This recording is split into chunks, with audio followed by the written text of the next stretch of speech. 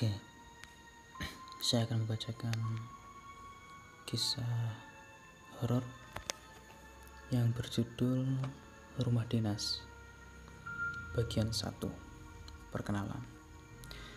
Tahun 2007, tepatnya saat aku berumur 10 tahun, dan di saat itu juga aku sedang menempuh jenjang pendidikan sekolah dasar kelas 5 di salah satu sekolah swasta yang ada di kotaku, Padang, Sumatera Barat.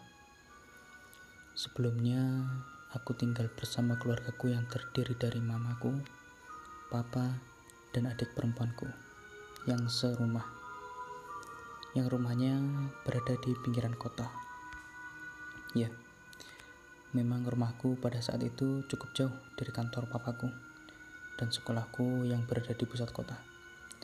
Untuk perjalanannya saja bisa-bisa menempuh 1 sampai 1,5 jam. Itu pun kalau tidak macet. Bagiku untuk kota kecil seperti ini, 1 jam itu sudah terasa cukup lama untuk berada di mobil tua ini. Karena bosannya, terkadang aku menyempatkan waktu berhargaku untuk menyambung mimpiku di mobil itu. Hingga saat aku terbangun dari mimpi itu, aku tidak sadar sudah sampai di sekolah saja. Tiap saat-saat membosankan itu tidaklah berlangsung lama, karena omku yang dari Bandung membawa berita baik untukku dan keluargaku. Beliau mengatakan bahwa Senin lusa dia akan pergi ke Padang seorang diri untuk urusan dinasnya, dan beliau juga meminta kepada keluargaku untuk menemaninya selama dia di Padang. Mengingat rumah dinas yang beliau tempati saat itu sangat besar bagiku. Awalnya keluargaku lumayan berat untuk menerimanya, karena kalau rumah ini ditinggalkan, siapa yang akan mengurusnya? Namun keluargaku juga ada pertimbangan-pertimbangan lainnya, yaitu rumah dinas omku itu ternyata berada di pusat kota yang sangat dekat dengan kantor papa dan juga sekolahku. Setelah perdebatan batin yang cukup lama, pada akhirnya keluargaku menyanggupi untuk tinggal sementara bersama omku di rumah dinasnya, kurang lebih selama 3 tahun lamanya. Esoknya, aku dan keluargaku bersiap-siap untuk berkemas dan membawa sebuah spanduk yang cukup besar, lalu menempelkannya di depan rumah dengan bertuliskan, "Rumah ini dikontrakkan. Hubungi nomor ini untuk info lebih lanjut." Setelah itu, kami pun meninggalkan rumah itu dengan cukup berat hati. Namun, tidak dengan mamaku. Beliau terlihat senang, karena bebannya mungkin cukup berkurang. Bagaimana tidak? Lingkungan rumahku ini menurut mamaku kurang baik untukku. Karena selama aku tinggal di sini, aku sangat suka keluyuran rumah hingga matahari terbenam, yang terkadang hal itu membuat mamaku risau. Ya, bagaimana tidak? Seumuran aku dulu kalau pulang larut maghrib pasti sudah dicari-cari oleh orang tuanya kan?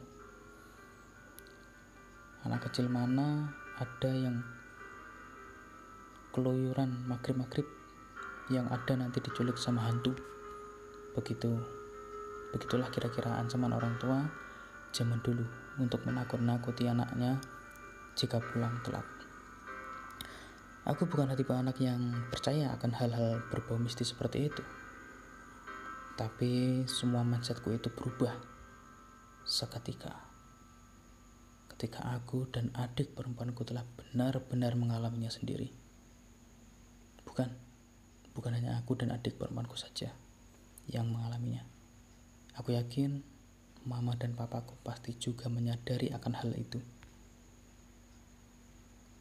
Namun, sepertinya mereka mencoba untuk tidak memperdulikan hal itu, atau mencoba untuk merahasiakannya dari kami, agar kami tidak ketakutan pada saat itu.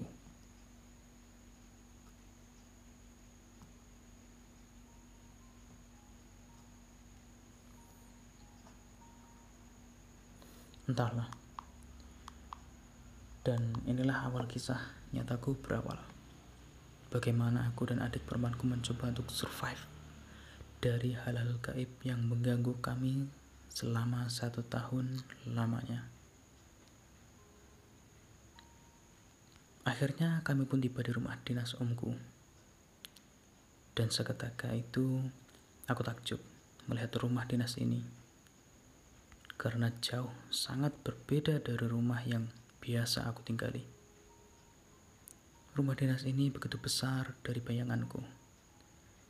Pekarangan depannya yang luas, terdapat rumput-rumput, tanaman lidah buaya serta tanaman-tanaman berukuran sedang yang menghiasi pekarangan tersebut. Pagar yang berukuran kecil, minimalis, namun tetap terlihat elegan. Dan di depan pekarangan tersebut dikelilingi pohon-pohon beringin yang begitu besar, seakan menghalangi cahaya matahari yang masuk ke rumah tersebut. Tidak sampai di situ saja. Setelah aku dan keluargaku masuk ke dalam rumah, aku masih tidak henti-hentinya untuk takjub. Ternyata di dalam ini jauh lebih terlihat besar daripada apa yang terlihat di luar. Kesan pertama yang aku dapatkan dari rumah ini adalah mewah, namun diselimuti oleh kehampaan yang sangat mendalam. Entah mengapa, di rumah yang sebesar ini aku merasa sangat-sangat hampa. Apa karena sepi? Atau apa karena sunyi? Atau mungkin karena aku masih belum terbiasa dengan suasana rumah yang sebesar ini. Gumamku dalam hati. Tapi sampai saat ini, hari pertamaku di dalam rumah ini, tidak ada hal-hal yang aneh yang aku rasakan. Benar, tidak ada.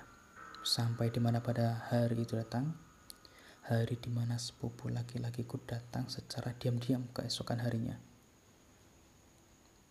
Aku mulai menjelajahi rumah ini seorang diri. Namun hanya setengah bagiannya saja. Yang aku tahu pada saat itu, di rumah dinas omku ini ada 6 ruangan utama, yaitu ruang tamu, 1 ruang tamu, 2 ruang kamar tidur yang ditempati oleh omku, 1 kamar tidur lagi yang ditempati oleh kami sekeluarga, dan 1 lagi kamar tidur kosong. Kamar tidur di sini begitu besar, hingga kami berempat pun masih terasa lapang. Di bagian belakang terdapat 1 ruang dapur minimalis ala-ala bar gitu. Di samping dapur terdapat 1 kamar tidur untuk membantu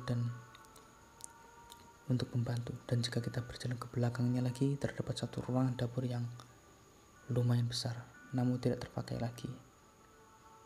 Itu terbukti karena ruang dapur ini sangat-sangat kotor dan berdebu. Sarang laba-laba menyelimuti dapur ini. Dan jika kita berjalan lagi terus ke belakangnya, terdapat 1 pintu yang terkunci. Yang terkunci rapat, lengkap dengan gemboknya yang lumayan besar. Pada saat itu, aku belum tahu ruangan apa itu. Dan aku pun pada saat itu tidak ingin mencari tahunya. Karena suasana di sini sangat saja menurutku sudah lumayan menyeramkan. Walau begitu, aku tetap saja tidak terlalu memperdulikan hal itu. Dan ketika itu, aku kembali lagi menjelajahi bagian belakang samping rumah tersebut. Ternyata di bagian belakang samping rumah itu terdapat halaman pekarangan yang begitu luas. Bahkan lebih luas dari pekarangan yang ada di depan. Di halaman belakang ini terdapat 1 pohon beringin yang sangat besar. Di samping pohon tersebut juga terdapat 1 ayunan yang jika dilihat pada malam hari menjadi sangat menyeramkan. Ayunannya seperti bergoyang-goyang dengan sendirinya. Karena pada malam pertamaku di sana aku mendengar suara ayunan tersebut. Di seberang pohon beringin tersebut juga terdapat kolam ikan buatan yang berukuran tidak terlalu besar, lengkap dengan ikan-ikan hiasnya. Omku itu ketika hari liburnya selalu memberikan makanan-makanan ikan tersebut dengan pelet ikan yang dibelinya. Sekilas membuat suasana di rumah yang seram ini menjadi berkurang. Tidak sampai di situ saja. Jika kita berjalan lagi ke belakang pekarangan ini, kita akan menemukan satu lapangan tenis, dan di seberangnya terdapat gudang yang terisi dokumen-dokumen yang tak terpakai lagi. Dan di samping gudang itu, lagi-lagi aku menemukan sebuah pintu yang dikunci rapat, lengkap dengan gembok yang lumayan besar.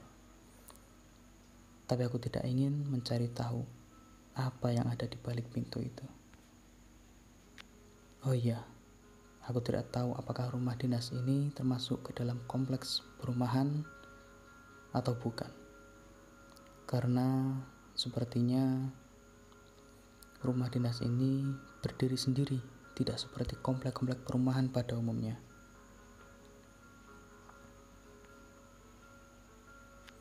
Benar, di samping rumah ini juga terdapat rumah-rumah besar lainnya, namun dengan pagar yang tinggi-tinggi. Tidak seperti dengan rumah ini yang pagarnya pendek, padahal rumahnya sangat besar. Dari segi keamanan menurutku ini sangat-sangat kurang. Satpam pun di sini tidak ada. Padahal lingkungan di sini sangat-sangat sepi. Hampir tidak ada mobil atau motor pun yang melintasi lingkungan ini. Maling pun pasti akan senang berkeliaran di sekitar sini. Bagian 1 selesai. Ini ada siapa? Ada Moon, welcome Moon. Kamu punya cerita mistis enggak?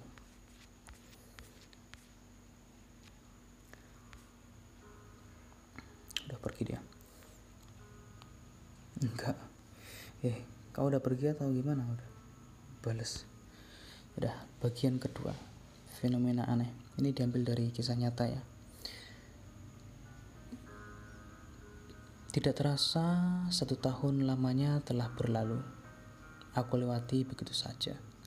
Hari demi hari aku berada di rumah ini, tidak ada yang aneh sedikit pun. Kecuali perasaan-perasaan yang terasa mengganjal itu saja.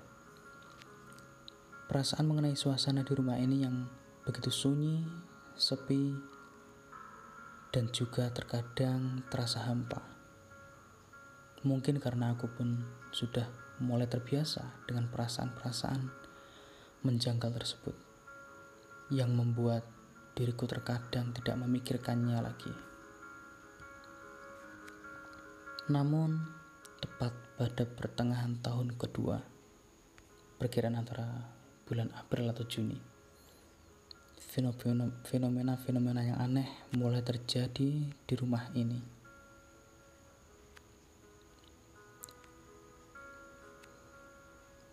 Dimulai ketika mamaku yang mengeluh bahwa makanan-makanan yang ada di kulkas akhir-akhir ini sering sekali cepat habis.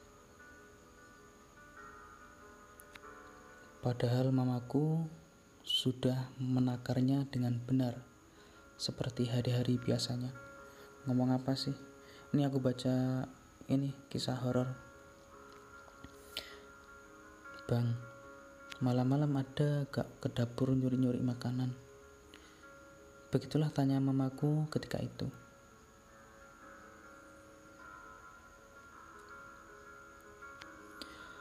Aku memang orangnya pemakan, tapi untuk mencuri makanan dapur, apalagi pada malam hari, aku tidak seberani itu. Pada malam kedua, setelah fenomena aneh itu terjadi, aku mendengar suara-suara antara sendok dan piring yang saling bergesekan di dapur.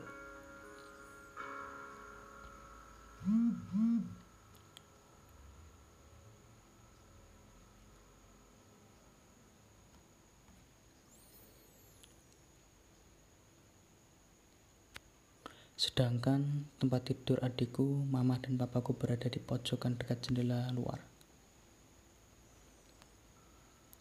Pada malam itu, aku tidak dapat menggerakkan anggota tubuhku sedikit pun, bahkan melontarkan suara atau memberitahukan kepada orang tuaku saja tidak bisa.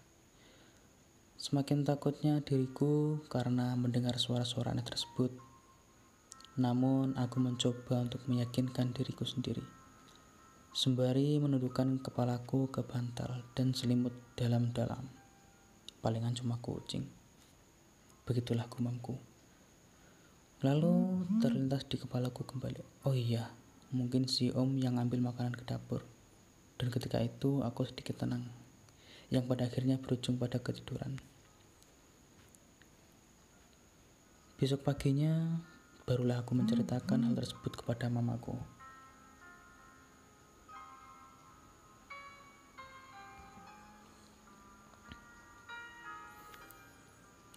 Ma, mungkin si Om kali yang ngambil makanan di dapur. Soalnya kemarin malam juga aku dengar Om ngambil makanan di dapur. Ekspresi wajah mamaku tak yang seperti aku harapkan. Mamaku terheran seketika aku menceritakan hal tersebut. Mana ada? Om aja udah 2 hari ini gak pulang kan? Om lagi ada rapat di kantornya. Seketika bulu kuduk yang ada pada leherku langsung merinding mendengar pernyataan mamaku tersebut. Aku pun hanya bisa terdiam sembari memikirkan. Lalu siapa dong? Masa iya kucing bisa ngelakuin hal kayak gitu? Aku yang biasanya main bola seorang diri di halaman pekarangan belakang rumah itu, hari ini aku tidak berani untuk ke sana. Mungkin aku tidak akan berani lagi seterusnya untuk ke sana.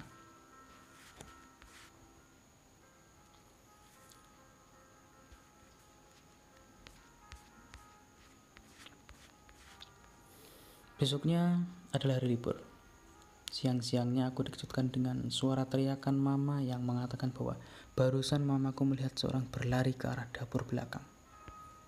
Sontak papaku langsung ngecek ke dapur belakang itu sembari aku mengikuti papaku dari belakang dengan gugupnya serta jantung yang berdebar-debar tidak karuan. Malingkah atau jangan-jangan hantu? Pikiranku juga tidak karuan pada saat itu. Oi, sia itu, kaluang. Lantas bahasa Minang papaku pun pada saat itu keluar, yang artinya adalah, siapa itu? Keluar kamu. Begitulah halusnya. Lalu keluarlah seseorang itu dari tempat persembunyiannya di bawah kolong meja, sembari mengatakan, "Ko ewo om," yang artinya ini ewo om. Rasa gugup dan cemas pun pada saat itu menjadi luntur, lalu muncullah perasaan lega sekaligus kesal. Karena ulah si ewo ini. Ya, ewo adalah sepupu laki-lakiku yang lumayan dekat denganku waktu rumahku masih di pinggiran kota. Walaupun umur dan posturnya lebih besar 3 tahun dariku, namun tingkahnya masih seperti anak-anak karena keterbelakangan mental yang dia miliki. Ya, dia waktu kecil mendapatkan penyakit step yang membuat cara berpikirnya lebih lambat dan anak-anak lainnya. Anggo deh, yo asal jadi senak karajo ang tuh kamu deh, ya asal jadi aja kerja kamu ndak, ucap papaku dengan nada kesal. Setelah itu kami pun langsung menginterogasikan Bang Ewo itu di ruang tamu.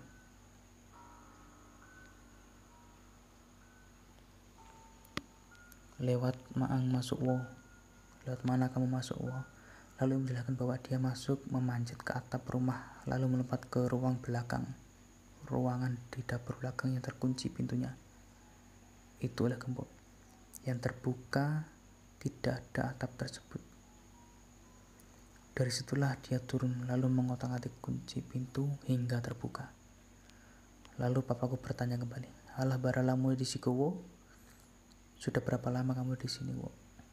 Udah seminggu, jawabnya. Lantas terpecahkanlah teka-teki mengapa sambal di rumah akhir-akhir ini sering habis. Dan siapakah orang yang menggesek-gesekkan sendok ke piring pada malam hari sebelumnya? Ya, siapa lagi kalau bukan Ewo. Tapi anehnya, kenapa mamaku pada saat itu tidak sadar bahwa ada orang yang membobol pintu ruangan belakang? Mengingat pintu tersebut digembok dari dalam. Tidak mungkin si Ewo bisa membukanya tanpa mendobraknya, atau mungkin Ewo memulai aksinya tersebut ketika mamaku pergi ke pasar ya. Bisa saja iya. Dan dengan begitu berakhirlah misteri mengenai fenomena-fenomena aneh yang terjadi di rumah beberapa hari belakangan ini.